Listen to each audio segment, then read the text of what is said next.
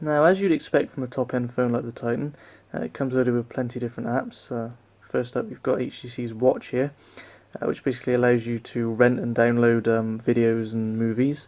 Unfortunately, for some reason on our handset, we only seem to get these 8 movie trailers that we can just watch. And you see if we just flick across, we just keep getting the same trailers.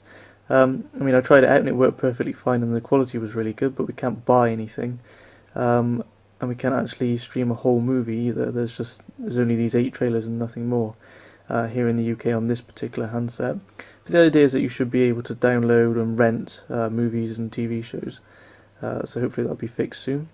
We've got the photo enhancer, which basically allows you to choose a picture from any of your camera roll or any pictures that are already on the phone.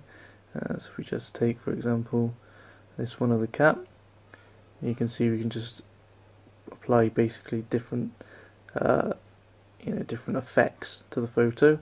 Then once we're done, we can just click save and it will save a copy of that in a save pictures folder. It takes a little while to save though, not sure why it takes so long, but there you go, it's finally saved. Moving on, we've got the Xbox Live app here, and you can see it gives us the opportunity to download some games to play on the phone. You can also see my avatar there from my Xbox Live account on my actual Xbox, and you can just tap my avatar just to make him animate. It keeps doing the same thing. See if you do something else. Very nice. And of course it gives you things like your gamer tag and your gamer points as well. So if we just move across, you can see we've got any friend requests there. We've also got things like Spotlight, Hot Apps, Deals of the Week and various other different things here. And again, back to the games that you can actually buy. So it's a pretty neat little application. Nice that you can actually import your actual Xbox Live account into this as well, which is quite nice. And in future there's supposed to be another Xbox Live app coming out that allows you to control your Xbox as well. That isn't currently available. If we just tap on the calendar tile, you can see we get the full calendar open up, and we can look at the day, look at agenda and see what's coming up, look at our to-do list. We can do things like view the whole month as well, to see if we've got anything on, and then just quickly skip to a different date. Again, it's a very basic calendar, just black and white, but it does everything you need it to do, so there's very little to complain about. Just hop back to the home screen here, see what else we've got. We've got music and videos and pictures. Let's start with pictures. Basically we can just go into our camera roll to see the photos we've taken, flick between all of our photos, even look at them in landscape mode if we wish, and even play back videos as well if we've got any there.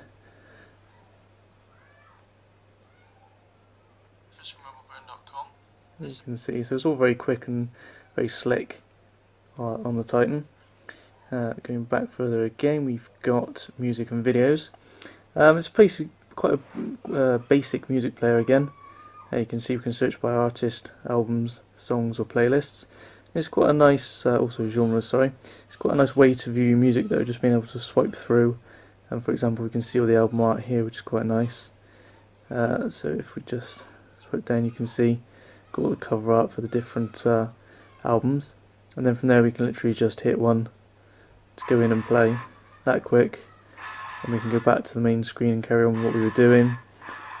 We can turn off the display, and then we even get this little player here so we can switch through, listen to different songs, adjust the volume with the volume rocker on the side, you see at the top there, and then just unlock to go back to the player if we want to actually have a look at the album art again. So it's all very easy to use, very quick, very nice looking. If we just go back into there, we can pause the music. There's a sound enhancer on here as well. I mean, you can do things like shuffle and repeat songs as well, just with various different buttons are on the screen there. But to use the sound enhancer, you've actually got to go into this menu system here, go into settings, scroll all the way down to the bottom, and there you go, you've got a sound enhancer. So for me it's a bit long-winded. You can add SRS enhancement once you're in there, or if you've got a set of headphones attached, you can actually use a sort of an equalizer, which basically gives you various different preset sounds to choose from. But it seems a bit of a long-winded way to go to just, apply a different sound to your music. You'd expect there to be some sort of shortcut from the player itself. But as I say, once you're in the player, you can actually just control it quite easily in here. You can do things like repeat or shuffle, and you've got all the information about the song and the artist there as well. You can even sort of favourite the music there by hitting the little heart, which is quite neat. Okay, so I'm just going to hop around the back and show you some of the hardware a bit more, starting with this 8 megapixel camera on the HTC Titan. HTC have improved the camera a lot this time round. They've given it backside illumination and an f2.2 lens to help improve the low light photography. It's still not anything that would worry a point and shoot camera, but it's certainly better than HTC's previous efforts and better than many cameras that you'll find on phones these days. We've also got this dual LED flash to the left and this speakerphone grille to the right. The HTC logo is just sort of engraved there rather than having the usual chrome badges stuck in, which I quite like. And then you've got the Windows Phone logo down the bottom. At the top of the phone you've got the 3.5mm headphone port and the button for powering on and off the display. On the side here we've got the volume rocker and a dedicated camera shutter button. On the other side we've got the micro USB port for charging and data. And on the bottom we've got the microphone pinhole and this little button for just removing the rear cover. So if we just quickly press the, just open, unlock the phone there, if we press and hold the camera shutter button, you can see it actually opens up the camera. And we can press it a little bit to focus the camera. You may or may not be able to see the little white box that's come up around that phone there, just to say that it's focused. Then we can press it the whole way just to take a photo. It does actually usually have sounds, but I've turned them off just because I prefer it that way. And then from there it just puts us straight back in the viewfinder so we can take another photo, or we can just flip across the display here to see the last image that we took and zoom on it or whatever we need to do just to check that it's okay.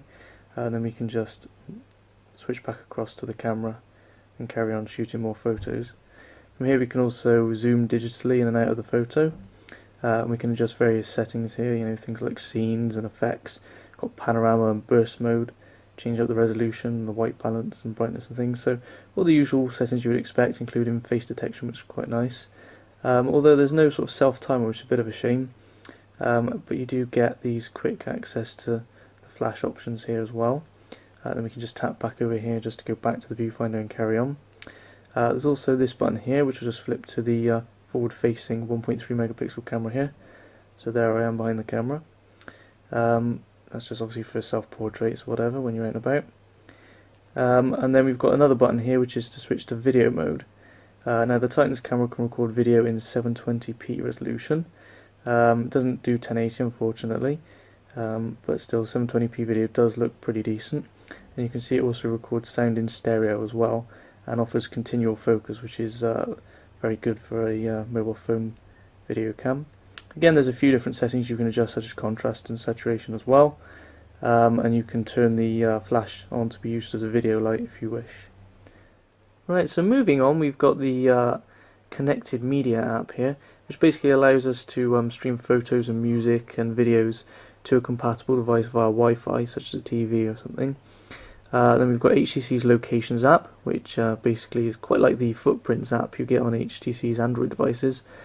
Basically uses the camera. You can go and take a photo of a famous place or anywhere you like, and it'll sort of append the address and the coordinates of that place to the photo and allow you to save it and show it on a map, as you can see there.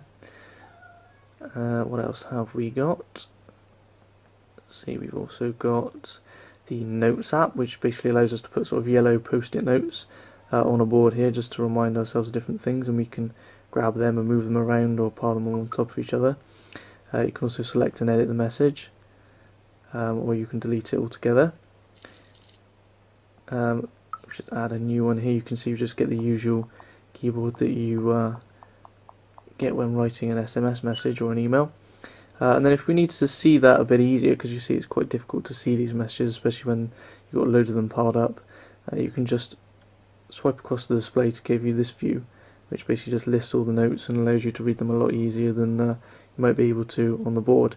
It also gives you the time and date they were made as well, which is quite handy.